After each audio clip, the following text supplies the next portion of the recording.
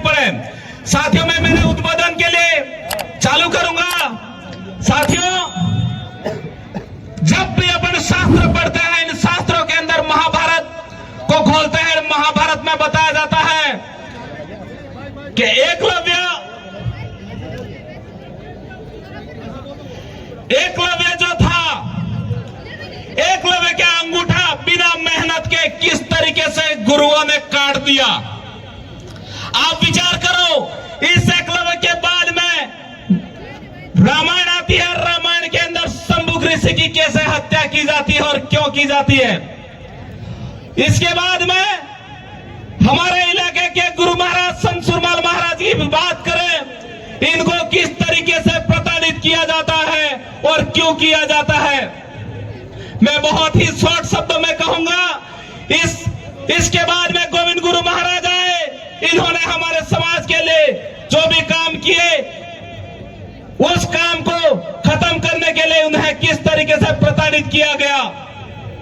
और उसके बाद में सावित्रीबाई फुले, उनको कैसे प्रताड़ित किया गया।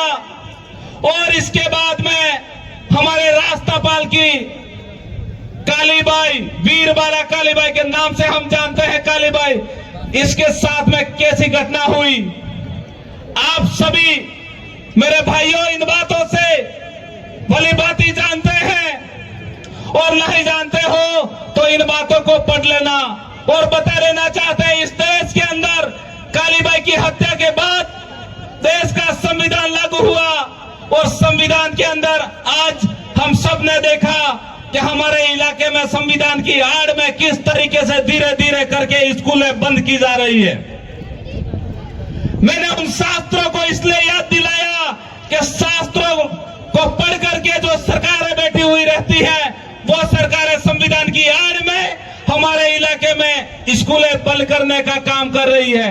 क्योंकि स्कूलें बंद होगी तो हमारे पुरुषों का कहा हुआ वो डायलॉग खत्म हो जाएगा, शिक्षा शेरनी का वो दूध है जो पिएगा वो दहाड़ेगा। एवं अपना बनंगास ने बोली है कि हकूंगा। इसलिए आप सोच लो कि आपके लिए स्कूलें धीरे धीरे खत्म की जा रही है। अब वो स्कूलें रहती तो उन स्कूलों के अंदर कितने माँ साहब नौकरी करते, इनको माँ बाड़ी और आंगनबाड़ी जैसी सुविधाओं से ज्यादा सैलरी वाली नौकरी मिलती। लेकिन हमारे समाज को गुमराह करने के लिए आज माँ बाड़ी जगह जगह खुल रही है और बड़ी स्कूलें बंद की जा रही है। तो हमारे समाज को गर्द की ओर ले जाने का लगातार काम कर रहा है। तो ये जो काम हो रहा है हमारे समाज को बर्बाद करने के लिए, उस काम के लिए हम सभी को एकजुटता दिखानी है। और वो एकजुटता हमारी अभी जिस तरीके से आवाज उठी और यूएनओ तक चली गई, ऐसी ही आवाज हमें हर जगह पहुंचाने का काम लगातार करना पड़ेगा।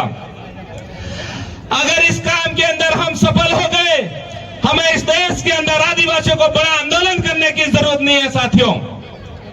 क्योंकि हमारा आंदोलन संविधान के दायरे में रह करके वहां पर हो रहा है जहां हमें बोलना चाहिए वहां। अब चिट्ठी आ गई है तो मैं मेरी बात को यही विराम देता हूं। मैंने जो बात बोली उन बातों को जरा गौर करना और इन शास्त्रों को जरूर पढ़ना। उन शास्त्रों को पढ़ने के बाद में धरातल पर हो रही स्थिति को एक बार पढ़ लेना, दोनों की तुलना करना, आपको समझ में आ जाएगा।